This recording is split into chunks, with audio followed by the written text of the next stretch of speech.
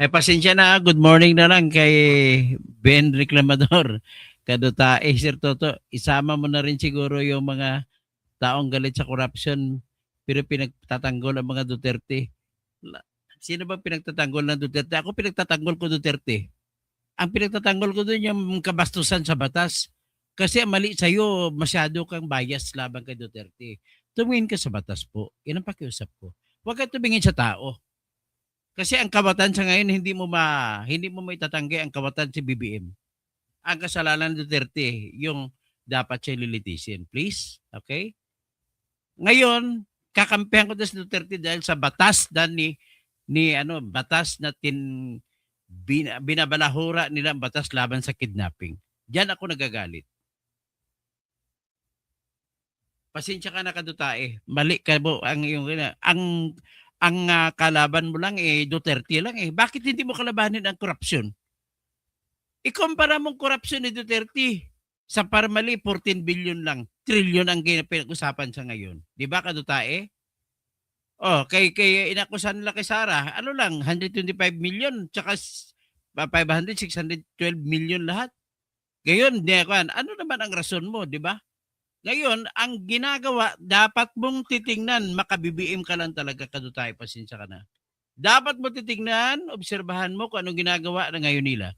Lahat ng mga korupsyon ngayon, sinisisi na kay Duterte. Di ba, Ben Reclamador? Ganun na kayo, bakit mo isisisi sa iba? Yung kayo nang nagnakaw, ipasa mo sa iba. So anyway, i-limit ko lang discussion ko dito sa paano ba? Wala po ba, babagsak lang lahat ng investigasyon. Masisiro lang daw. Walang mauwian to. Yan ang aking pagkuna. Hanggat hindi mo may ipapasok dito si Salde, mga tauhan niya si Mark Tiksay, si John Paul Estrada, si Gotesa, ay wala po mangyayari sa investigasyon na ito. Lahat po niya na sinampa ngayon, madidismiss lang yan. Yan po ang aking masasabi dyan. Okay? Ang akin lang hingi sa inyo ay magiging fair kayo. Ako binibira ko ni Duterte pag may kasalanan. Pero sa puntong ito, yung kinakason laban kay Duterte, ganito po yun ang klaro. Let us make it clear. Yung Parmali, hanggang sa ngayon, wala pa po mapatunayan. Pangalawa, sinampa na po yung kasong Parmali sa Sandigan Bayan. Pangatlo, winidraw lang ni Rimulya yung kaso laban sa Parmali. Bakit anong purpose niya? Gusto pa niyang dadagdagan ang kung sino kakasuhan. Well, hanggang ngayon, hindi pa niya naibalik sa Sandigan Bayan. So, pangatlo, kung sa Parmali ang pag-usapan, paano natin mapatunayan na si Duterte ay sakop dyan? Although siyang presidente. Mga kaibigan niya yung nanalo. Sigurado ako meron yan, pero ang tanong natin ay, kung pag-usapan natin sa laki ng ninakaw, saan tayo uuna? Sa maliit na nakawan o sa malaking nanakawan? Pang-apat, wala po tayong ebidensya laban kay Duterte pagdating sa Parmali. Pang-lima, pagdating sa patayan, sa war on drugs, wala tayong ebidensya na si Duterte ang bumaril sa bawat isang namatay. Pang-anim, kahit yung DDS, kwento lamang nila ni Las Cañas at saka ni Bato-Bato ang ating ebidensya laban kay Duterte. Hindi pa po sapat yan kasi kailangan mong tabihan ng ebidensya na may namatay. Ngayon kung puro boto na yun, ayon sa kanila puro boto, paano mapatunayan ang pangalan ng kada boto na siya yun? Yan ang mga problema. Hindi mo po pwede ba i-convict ang tao kahit sino man kung hindi mo makilala yung biktima. Ganun lang po kasimple ang equation. You ask any lawyer, you cannot prove a crime of murder if you do not know the person who was killed. So how to know the person being killed? Know the name. Kung wala man siyang name, mag-assign ka ng pangalan. Pero kailangan ng physical evidence, yung corpus delicti ng crime, body of the crime, ay kailangan ma-establish. So para mo ma-establish ang body of the crime na murder, kailangan ipakita mong katawang patay. Yan po ang ako'y nililecture sa mga anti-Duterte. Pakiusap lang, huwag kayo tumingin sa katauhan ni Duterte, tumingin kayo sa batas. Dito, kinakampihan ko si Duterte, tahasan ko sinasabi, kontra man sa kung sino man dating kasamahan ko, sila ni Enzo, sila ni Bad. Kasi bakit? kidnapping na po yung ginawa. Binasura na yung ating batas. Ang batas ng kalaban nila hindi na si Duterte. Pangatlo, hindi na tayo member ng ICC. Dapat dito nila kinasuhan si Duterte. Sigurado naman mananalo sila kasi hawak ni Bongbong nga judge. Bakit hindi nakisuhan dito? Ngayon, ang pag-usapan natin, flood control. Bakit? Ano bang papel ni Duterte sa flood control sa ngayon? 2022 hanggang 2023 hanggang 2025. Walang kinalaman si Duterte dito. At in fairness kay Duterte, wala pong flood control na ghost project sa panahon niya. Sa panahon lang ngayon nangyayari ito. So ano? 'Di ba? Tama naman ako. Let us be fair.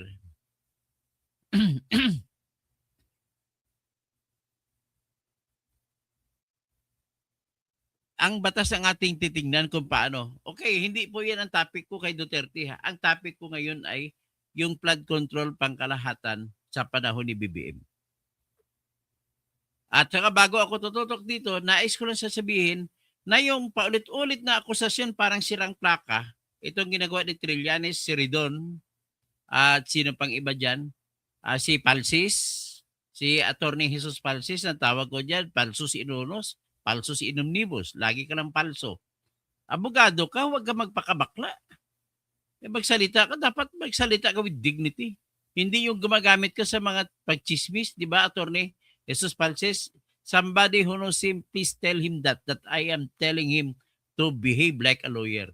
Hindi ang pang palengkera eh. Ito, dinabablog ko para malaman ninyo saan ang problema.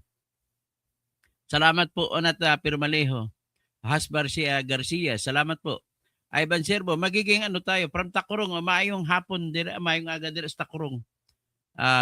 Hopefully makapuli ako, makaon ako to sa manukan sa Takurong, sa lapit sa Pitmart. Ng manukan nga mga sarap ng manok doon, yung native na manukan sa Inasal, diyan sa Takurong. Malapit sa round ball ng Takurong. So, Chris po nga, law should be enacted prohibiting the use of cash in the...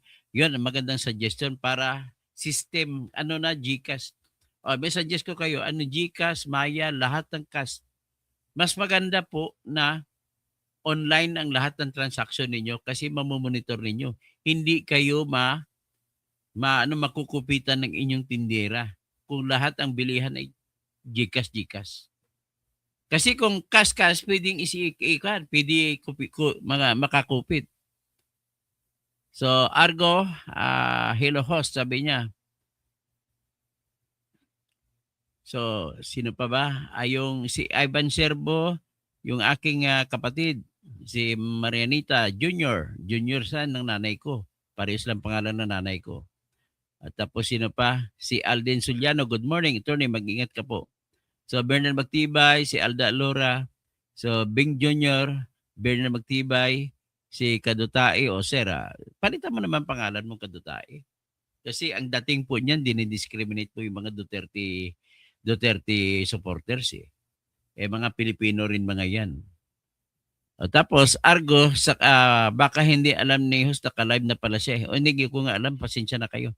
Marinita Junior, kapatid ko, Ben Maruerte, Enrique Isar, tapos wow ang angat mo kanina ka pa naka-live. Oo nga, hindi pasensya ka na. Andre Gueco, tapos Chris Pungo, sino pa, Ben Maruerte, Grace Almasan. Thank you Sir Toto sa pagtanggol mo kay sa Duterte. Beatrice Venezuela, Duterte forever. Rolando Guerrero, kaya ayaw nilang pakabalan kasi po pinagkitaan na si Duterte. So Edwin Llamis, please don't waste your time explaining. Okay? I don't want to waste your time, my time. So anyway, ganito po 'yan. Ang ating konteksto ng diskusyon po sa ngayon, pasensya na kayo, ngayon lang ako nakakaalam na na pala ako live, ay pag hindi dadalhin si Saldico at hindi niya sumpaan ang kanyang mga binanggit, Napaka-eksplosibo po niyan. Walang ibang nakakaalam yung kundi siya lang. Maliban sa kanya, ang ibang pwede mong sabihin na nakakaalam ay si Martin Romualdez, si Bongbong Marcos. Pero paano mo sila gamitin na silang kakasuhan? Pati si Saldico dapat kasuhan din. Bakit pumayag siya ng paggamit siya? Pero kailangan umuwi siya at pwede natin siyang alukin ng state witness. Pero naniniwala ko hindi siya makakatistigo ng maayos kung sa panahon ni Bongbong nandito siya. Sabi nga niya, ipapatay siya. At sinabihan siya ni Martin Romualdez na ipapatay siya kahit sa loob siya ng bilangguan. Kaya yan ang dahilan kung bakit ayaw niya umuwi. So despite the fact na nagyayabang itong gobyerno ni Marcos, na kaya lang hulihin kahit saan, nagpapa-red notice na daw sa Napolco, Interpol, at saka daw magkakaroon sila, mag-apply sila ng extradition treaty sa Poland, sa Portugal. Hindi po mangyari mga ginagawa na. Kita mo, panay kasinungalingan, panay kwento sila, mahuli si Cassandra Leong, mahuli si Harry Roque, mahuli ngayon ito si Saldico. Bakit hindi nyo hinahabol si Mark Tecay at saka si John Paul Estrada na utusan ni Saldico na siyang nagde-deliver ng mali-malitang pera sa bahay ni BBM? Bakit? Kasi takot kayo doon. Actually, sa totoo lang, ayaw nyo na mahuli si Saldico. Kasi kung mahuli siya, mapipilitan na siya na magsalita na nandito siya sa korte. Kahit inaakusahan siya, magsasalita. Ang lahat ng sasabihin niya sa korte ay magagamit ngayon na ebidensya na isasampa sa kanila ni Martin Romualdez. Kaya ngayon, hindi uwi sa wala lahat kung wala si Saldico. Wala yung kanyang EDCAM kasi yan na nakakaalam ng personal. Next, si Gutesa, hindi siya lumilitaw. Ang sabi nila ni Defensor ay hawak na daw ni Romualdez si Gutesa. Kaya wala na tayong chance na mapakuha yan. Pero may chance na kung mahuli lang yan. Kailangan, nire-request ko kay Ping Lacson na ipasabpina si Gutesa. Alam ko hawak siya ni Romualdez, ipasabpina mo rin si Romualdez na sa kanya kung dadalo siya o hindi. Invitation kung tawagin nyo man kasi kapwa nyo mambabatas. O imbitahin nyo rin ulit si Saldico. Paano malaman? Bigyan nyo siya ng pagkakataon na magsalita through video conference, kahit saan man siya. Although, importante lang malaman ng tao kung ano sasabihin niya. O di kaya si Saldico, nanawagan po ako sa Saldico. Maglabas ka ng bago mong video. Magsalita ka, i-upload mo lang, huwag mo i-live kasi mahuhuli ka kung saan ka nag-live. Ganun po ang nangyayari dyan. So, ganun ang konteksto kung wala tayong ebidensya kasi si Saldico lang ng personal nakakaalam ng pagtanggap ng pera mula sa SOP. Mula sa klaseng mga district engineering office sa region, siya lang nakatanggap. At ang isa pa, dito kailangan natin. Pero hanggang limitado lamang siya ang alam niya, hanggang kay Saldico lang. Si Eric Yap na siya ang grupo ng AXIS nila ni Tolpo. So ngayon, tingnan mong Tolpo, masyadong tahimik lang ang Tolpo. Ang ibig mong sabihin, bakit tahimik? Kasi involved ang kanilang boss na si Eric Yap tsaka si Edvic Yap, ang boss nila sa AXIS. At ang isa pa, boss din ni Tolpo si Romualdez, ni Erwin Tolpo, kaya hindi man kahit tatahimik lang yan. Kung doon man yan, dadalo sa Blue Ribbon kasi dahil siya po ang assistant deputy chairman siya ng Blue Ribbon Committee. Pero andun yan para magbantay, para harangan ang ebidensya, ang testimonyan laban kay Romualdez at kay Eric Yap. So sa ngayon po, the only way na masintensyan si Romualdez ay ganito. Una, alamin natin ano bang pwesto niya. Siya speaker. Pag speaker siya, wala siyang direkta na usapan, na direkta na transaksyon sa mga kontraktor. Wala rin siyang direkta na usapan sa mga district engineers. Ibig sabihin,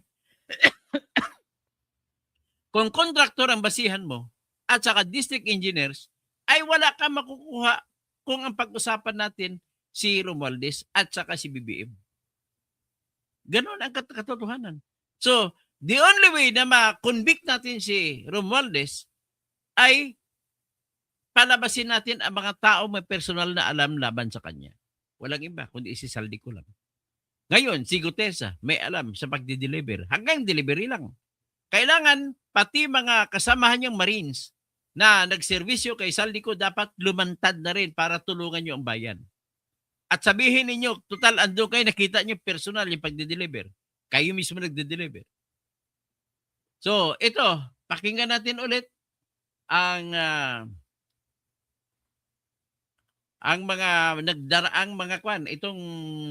Pero bago natin pakinggan yung mga sinabi ni Saldico, ipakita ko muna sa inyo ang problema ni BBM. Bakit? Gagawa naman sila ng senaryo na kakasuhan nila si Martin Romualdez. At ang kaso kay Martin Romualdez ay sigurado akong hindi tatalab. Kasi kulang nga ng ebidensya. The only evidence na laban kay Romualdez, ulitin ko lang, si Sergeant Gutesa, si Saldico, si Mark Tecay na tao ni Saldico, si John Paul Estrada na tauhan din ni Saldico. Yun lamang. Pero pag iba lang, wala pong direktang ebidensya. Wala pong koneksyon si Alcantara kay Romualdez at saka kay BBM. Wala rin koneksyon si Yusek Roberto Bernardo kay BBM at saka kay Romualdez. Ang dinideliver rin ng pera ay dinideliver ni kay Bryce Hernandez at saka kay Alcantara, doon kay Saldico dinideliver ang pera. Ganon din yan kay Romualdez, si Bernardo, doon naman siya nag-deliver kay direkta sa kay Nancy Binay, na asawa ni Nancy Binay, kay Bong Revilla, nagbanggit din siya kay Grace Po. So ibig sabihin, pag-usapan natin ang pinaka-mastermind, si BBM at saka si Romualdez, ay wala tayong masasawata. Mauwi lang sa wala. Ang kinatatakutan ko sa lahat, kapag pinilit ni Ombudsman na Boying Remulla, na isasampahan ng kaso si Romualdez, mauwi sa wala. So madidismiss, kahit umuwi na si Saldico, hindi na makakasuhan si Romualdez. Kasi bakit? Magkaroon ng double jeopardy. Ay kinatatakutan ko yan. So pakinggan muna natin, tingnan muna natin itong problema ni BBM. In the meantime, si BBM may problema siya. Bumabagsak ang popularidad niya. At ang pagbagsak na popularidad niya, ito po yung pruweba. Tingnan nyo. Sa SWS, dati, -3. Pagdating sa pulse siya, naging -15. Pero pinakahuling survey na ginawa ng Publico sa Asia, -27. Next week, baka may lalabas naman ng bagong survey, ano naman mangyayari dyan. Sigurado ko, bagsak na yan.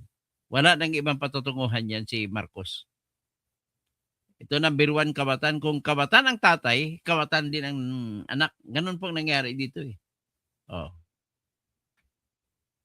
Saka, naniniwala ako ng 100% sa mga maleta na mga binigay ni Saldico sa kanya. Kaya si Saldico lang din ang pwede magtimistiko laban kay BBM. Kasi bakit? Nakausap ni Saldico, nakaharap niya si Jojo Cadiz na assistant ni BBM. Nakausap niya si Amina Pangandaman, na contact naman ni BBM. Nakausap niya direkta si A.S. Bersamin na executive secretary ni BBM. Therefore, masyadong maraming alam at personal na alam si Saldico na siya lamang ang tanging makakahulog sa mga yan. Ulitin ko lang din, nais kong idiin na natatakot ako. Baka kakasuhan si Saldico ng alanganin at magiging double jeopardy, makakaligtas siya, hindi na siya may bibilanggo. Hindi na siya makakasuhan ulit. So pakinggan muna natin yung balita tungkol dun sa pagsunog sa DPWH Cordillera Administrative Region Office. At bakit naman sinunog yun? Sinunog po yan kasi isa sa pinakamalaki na pondo na pinalabas para sa flood control projects ay andoon sa Cordillera. Sa Abra, sakop niyang Abra, sakop niya yung Baguio, sakop niya yung Benguet, yan. At sakop yung Kalinga, Mountain Province. Diyan, marami po dyan na mga proyekto na binigay. Grace, ano na ang pinakabagong update sa security at investigasyon At saka, sa DPWH yung Car Office? DPWH car, dyan po nakatago yung mga dokumento tungkol sa kontrata na kinolekta ni Eric Yap. Natandaan ninyo yung tinistigo ni Gutesa na nagbigay ng 46 na maleta ng pera, tag 48 million kada maleta, si Eric Yap, nandoon siya mismo. At binigay kay Romualdez, kay Saldico. Ang tauhan naman yung Saldico na si John Paul Estrada, tsaka si Mark Tiksay ay nag-actual na nagbilang ng pera na sa loob ng maleta. Pagkatapos na mabilang, sila rin ni Gutesa ang nag-deliver ng mga perang yon papunta doon sa Horizon na bahay ni Saldico, sa BGC, sa Shangri-La. Pagkatapos doon, dineliver din nila yun papunta sa bahay ni Romualdez at 3 bahay ni Romualdez ang nabanggit dyan. Yung bahay ni Romualdez sa 42 McKinley Street sa Forbes Park. Yung bahay ni Romualdez sa 19 Nara Street sa Forbes Park. At ang bahay ni Romualdez nandun sa Malacanang na malapit sa opisina mismo ni Bongbong Marcos. So, yan po mga delivery. So, tanging si Saldico nakakaalam kasi inutusan niya itong mga tauhan niya. At binanggit niya rin na personal siya na kinausap tungkol sa mga singit-singit na pondo. So, kaya pakinggan muna natin ito.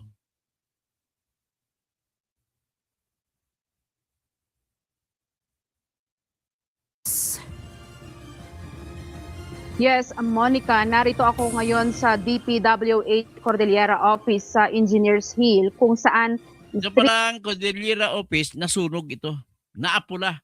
Pero pinababantayan na ngayon dahil ni Bagalong, dahil andyan yung mga dokumento patungkol sa mga SOP na pinalabas. iktong pinagbabawalan ang sinumang tao na pumasok kahit ang mga opisyal kabilang ng regional director hindi pinapayagan. Ang tanging may kapangyarihan para payagan ang pagpasok ay ang kalihim ng DPWH. Round the clock na babantayan ng Baguio City Police ang compound ng Department of Public Works and Highways Cordillera Administrative Region kasunod ng naganap na sunog kagabi na nagmula sa Financial Management Records Room. Sa ngayon, nagsasagawa na ng forensic examination sa insidente ang Bureau of Fire Protection Central Office. Kumuha na ito ng sample materials at mga kable para matukoy ang posibleng sanhi ng sunog. Ayon kay Baguio City Mayor Benjamin Magalong, sa ngayon ay off-limits ang lugar. Sa ngayon, pinagbabawal ni Secretary lahat, Secretary Vince, kasi nag-uusap kami na pumasok and any unauthorized person, especially personnel from DPWH, will not be allowed to enter the facility. So sinecured natin yan kagabi pa. Lumalabas sa paunang investigasyon na posibleng may kinalaman ang problema sa kuryente ang sunog. May naobserbahan umanong nag-spark na Anyway, hanggang dyan lang tayo. Na ang balita dyan ay sinara na sa publiko. So ngayon, maari nating pakinggan, ibalikan itong testimonya ni Saldico para makita natin ang connection ni Saldico kay BBM at saka kay Romualdez.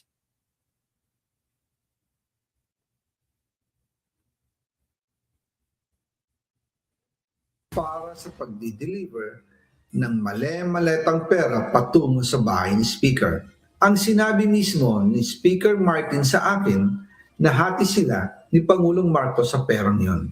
Ipinaskil sa social media ni Saldico, nagbitiw na ako Bicol Party List Representative at dating House Appropriations Panel Chairperson, ang listahan ng petsa at halaga ng perang idineliver umano kina dating House Speaker, late First District Representative Martin Romualdez at Pangulong Ferdinand Marcos Jr. mula September 2022 hanggang August 2025. Ang kabuang halaga umano ay umabot ng 56.41 billion pesos, kasama rin ang ilang larawan ng mga maleta, petsa kung kailan at kanino ito delivered at kung magkano ang halaga sa pagitan ng 2024 at 2025. Sa pinakabagong video din ni Con na ini-upload sa social media page, ipinahayag nitong mula 2022, inutusan umano siyang mag-deliver ng 2 billion pesos kada buwan. Maging ang umano'y porsyento ng hatian ng kickbacks, binanggit din ito. Anya ang mga tao niya ang nakikipag-ugnayan sa mga tauhan ni dating Public Works and Highways Undersecretary Roberto Bernardo para sa deliveries ng pera. Noong 2022, kakaupo ko pa lang bilang chairman ng House Committee on Appropriations, sinabi na agad sa akin ni Speaker Romualdez na kailangan ko makapag-deliver ng 2 billion pesos kada buwan. Makalipas ang ilang araw, tumawag sa akin si Yusek Bernardo. Sabi niya, kailangan ng tulong ng Bulacan sa problema nila sa baha. Pinapunta niya sa opisina ko sa Kongreso si DPWH District Engineer Henry Alcantara. Sa naging meeting namin ni Alcantara, siya mismo ang nag-offer kung paano ang hatian sa mga proyekto ng DPWH. 22% para kay Speaker Romualdez, 2% para kay Yusek Bernardo at 1% para sa kanya. Muli rin itong binanggit ang pangalan ng isang undersecretary na tumatanggap umano ng deliveries ng pera para kay PBBM at maging kung sino ang naghahati sa perang idinedeliver niya sa pamamagitan ng kanyang mga tauhan. Ang sinabi mismo ni Speaker Martin sa akin na hati sila ni Pangulong Marcos sa perang yon. Noong November 2024, habang nasa proseso kami ng pagtatalakay ng budget, nakipag-meeting sa amin ni Speaker Martin si Yusek Jojo Cadiz. Sabi niya, masama raw ang loob ni Pangulong Marcos, wala raw siyang natatanggap na remittance. At dahil laging napapagalitan si Speaker, Ito yung nagalit si BBM ayon sa kwento ni Toby Tiangco. Na pinatawag si Toby Tiangco tsaka si Romualdez at pinagalitan si Romualdez, bakit ilan pa bang Ferrari bilhin mo? Ilang bahay pa sa Forbes Park ang bilhin mo? Yun pala, hindi pala binibigay ni Romualdez kay BBM ang pera. Parang sinulo niya. Yan ang nangyari doon. At dito, kinukumpirma naman, ang kwento naman po ni Saldico ay nagtugma sa kwento ni Toby Tiangco kahit hindi sila nag-usap. Martin ang Pangulo mula September hanggang November, inutusan niya ako na mag-deliver ng 1 billion pesos para kay BBM. Ayon pa kay Yusek Jojo, nang ipaalam niya ito sa Pangulo, ang utos sa kanya ng Pangulo ay mag-ingat at siguraduhin si Yusek Jojo lang ang maghahatid. Ang instruction po sa akin ni dating Speaker Martin Romualdez ay dalhin sa number 30 Tamarind Street, South Forbes Park at ibigay kay Yusek Jojo Cadiz dahil ito raw ang drop-off point na malapit sa bahay ng Pangulo. Okay.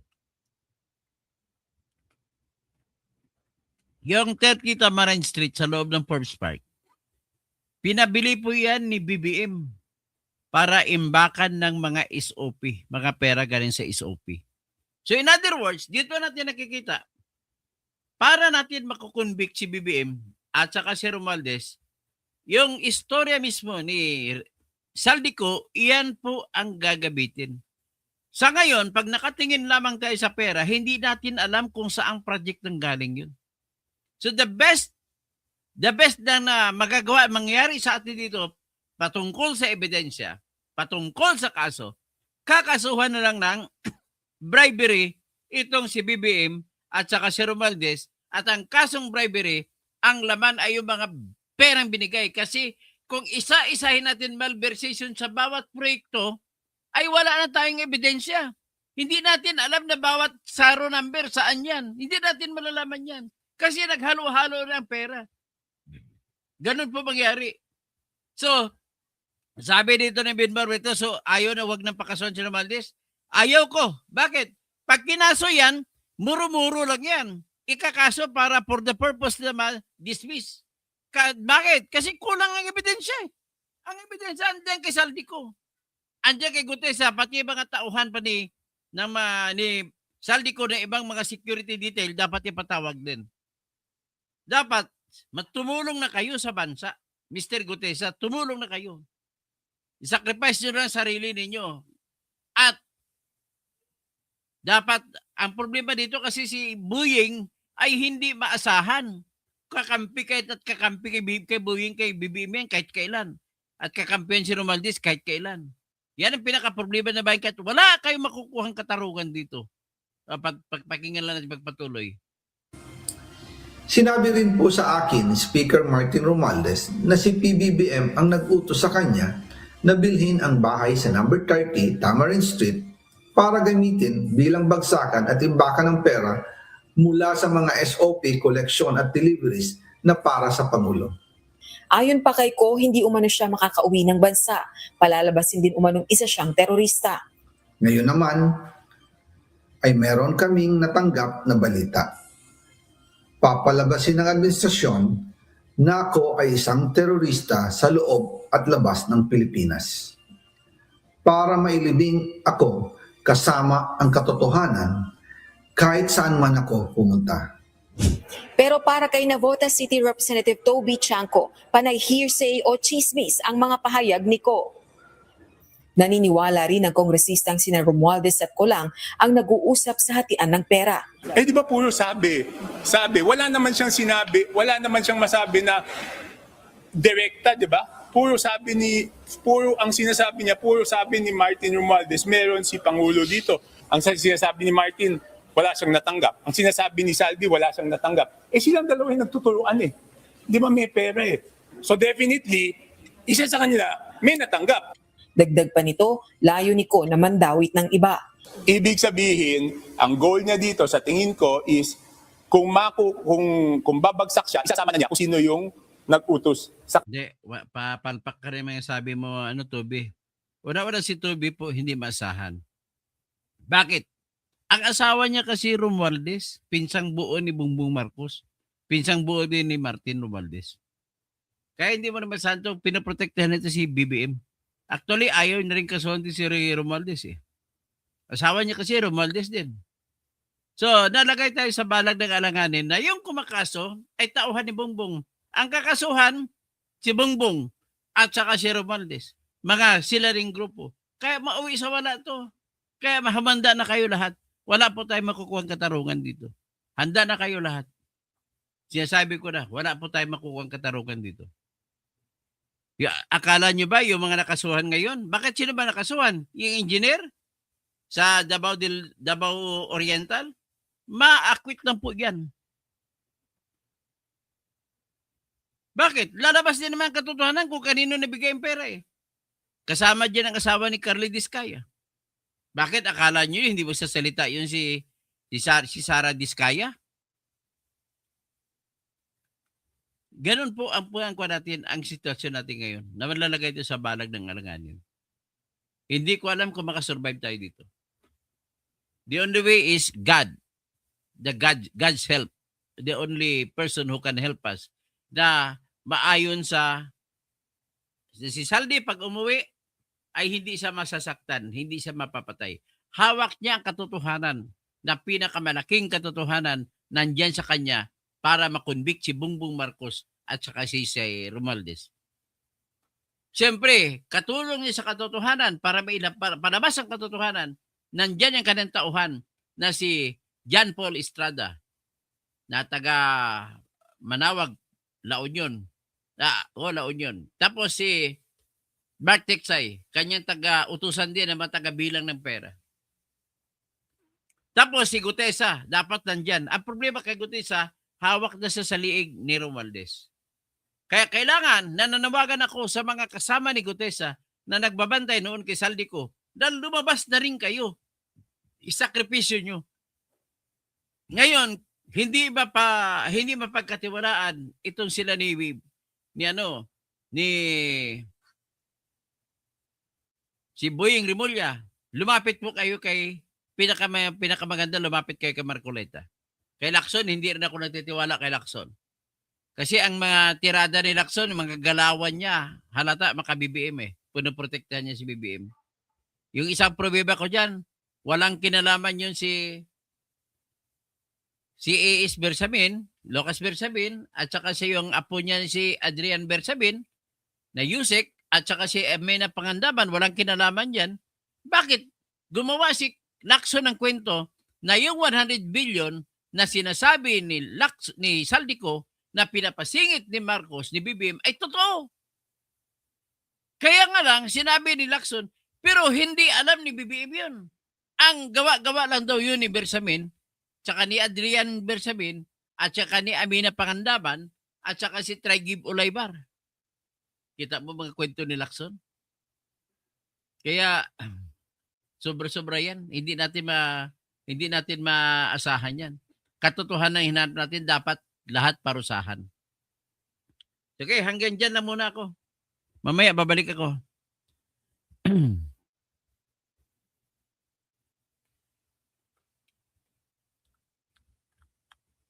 Ano ba ito? Isa si Krong-Krong, Tipakrong, manipilyo daw muna ako, kadiri. Ben Marwerte, maraming information binigay si EI ko. Pero bakit ayaw imbestigahan ng mga DDS?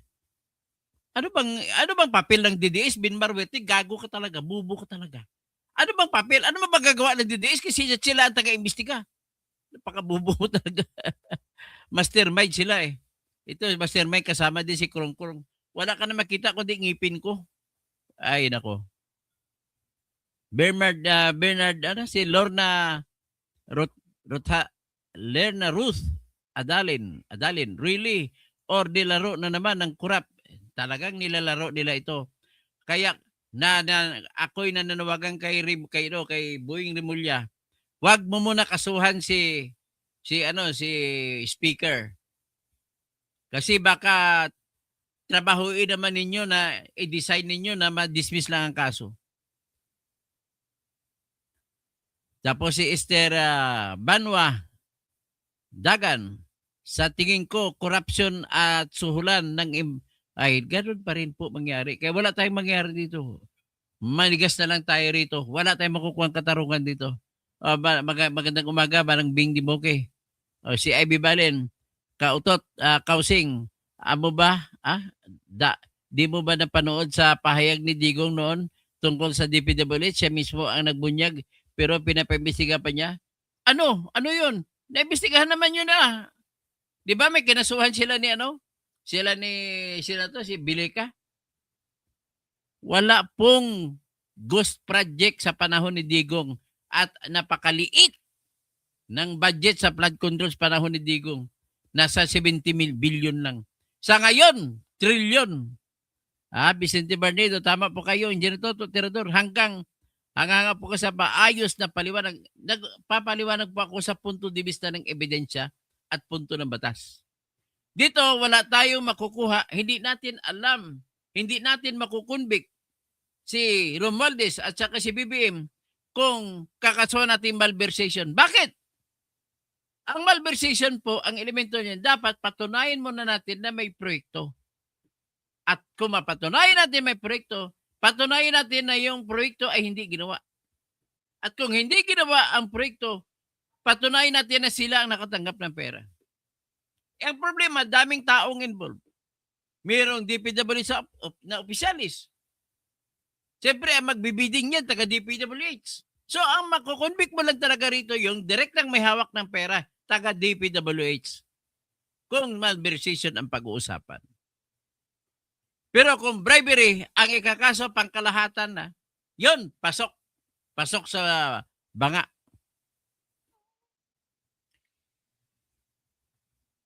Okay, hanggang dyan na lang siguro tayo. Hanggang ngayon kasi medyo mahaba ng oras. Na-delay ako eh. Akala ko. Obin Marwerte, kailangan kayo po ay magiging magiging patas kayo. Nakatingin kasi kayo, galit lang kayo kay Duterte. At ito naman makakampi ninyo ay ginagamit si Duterte panghugas ng kamay, panangga. Hindi daw sila may kasalanan. Lahat ito para kayong si Trillanes. Mas sinuubod ng sinungaling. Di ba? Roland Catedrilla, tama po yan, mastermind talaga sila.